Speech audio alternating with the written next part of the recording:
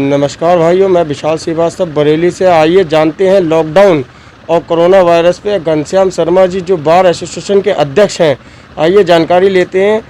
इस महामारी, इस विपत्ति की घड़ी में हमारे उच्च न्यायालय, उच्चतम न्यायालय ने ये उचित समझा और उन्होंने कचहरी को पूरी तरीके से लॉकडाउन के अनुसार बंद कर दिया है। कचहरी पूरी तरीके से बंद है, ताला लगा हुआ है, ना कोई आवाजाही है, ना कहीं कोई उसमें गतिविधियां हैं। इंतज़ार हो रहा है कोरोना कम हो, महामारी का प्रकोप कम हो, कचहरी सामान्य ढंग से खुले। ये तो ठीक है, लेकिन जो समस्याएं हैं, जो पीड़ित हैं, उनको कैसे क्या रहता है, कैसे डेट दी जाती है या किस तरीके से क्या करा जाता है? डेट उनको किसी को कोई नहीं दी गई। जो लोग अंदर जेलों में थे, हाई कोर्ट ने बड़ा विद्वतापूर्ण उसमें अपना स्टेप ले के ये किया कि 7 वर्ष से कम उसके कारावास के जो अपराध हैं, उन सारे के सारे अभियुक्तों को उन्होंने पैरोल पर 2 महीने के 1 महीने के पैरोल पर छोड़ दिया, खुद अपने स्वतः संज्ञान लेके।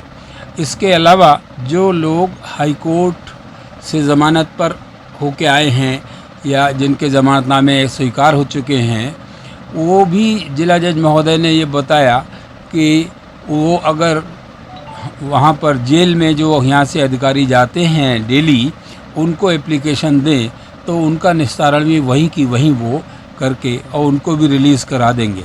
इस तरीके से 7 वर्ष से नीचे के कारावास वाले तो सब लोग लगभग छूट चुके हैं। कोई किसी टेक्निकल बात की वजह से ना छूटा हो तो मैं नहीं कह सकता। इससे ऊपर के जो जघन्य अपराध हैं, उसमें ज़रूर ये बात है कि विचारणीय है और उस पर अभी कोई रियायत नहीं दी गई है। लेकिन जो ऐसे मरीज हैं, परेशान हैं, जो जिनको कोई ना कोई इमरजेंसी है, उनको भी पैरोल पे छोड़ा गया है। तो बार एसोसिएशन की तरफ से ये स्टेप लिए गए कि हमारे जिला जज महोदय से बराबर संपर्क रखा गया और ये प्रयास किया गया कि जो सूचनाएं हाई कोर्ट से आएँ उसको सारे अधिवक्ताओं को, बातकारियों को हम सर्कुलेट करें। जैसे ये तो आपने बता दिया जो कैदी थे, लेकिन जो केस जिनके चल रहे हैं, पुराने केस चल रहे हैं, उनकी प्रक्रिया क्या है? पुराने केसेस जो चल रहे हैं, जिनकी तारीखें नियत थी, जिनमें बहुत अर्जेंसी भी हो सकती है, उन केसेस को बिल्कुल लॉकडाउन की वजह से आप ये मान सकते हैं कि वो भी लॉकडाउन हैं। उनकी कोई सुनवाई नहीं हो रही है। बेशक उसमें तमाम लोगों को परेशानी, उनके साथ अन्याय हो जाए, लेकिन वो बिल्कुल जब कचहरी बंद है तो उनका कोई उसका निदान नहीं है।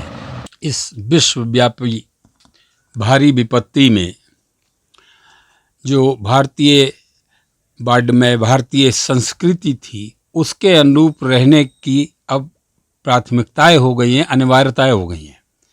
नमस्कार करना, दंडवत करना, प्रणाम करना, अलग अलग खाना, चौके में खाना, रसोई में लकीर खींच के खाना, कपड़े उतार के खाना, शुद्धता के साथ खाना बनाना, ये जितनी भी परंपराएं थीं वो सारी की सारी अपनाना हमारी अब मजबूरी है।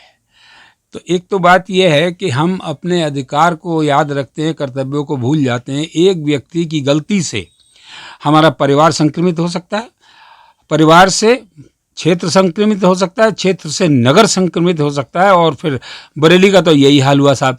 बरेली में किसी 2 बच्चों की गलती से वो बढ़ता चला गया। अब हाल ये है कि हमारा पूरा क्षेत्र लॉकडाउन हो गया, ग्रीन से हम रेड उसमें आ गए।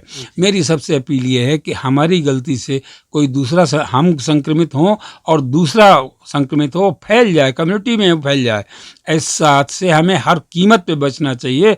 इसको रोकने का प्रयास करना चाहिए। इसमें रोकने में सरकार की जो दिशा निर्देश हैं उसको पालन करके उसमें सहयोग करना चाहिए।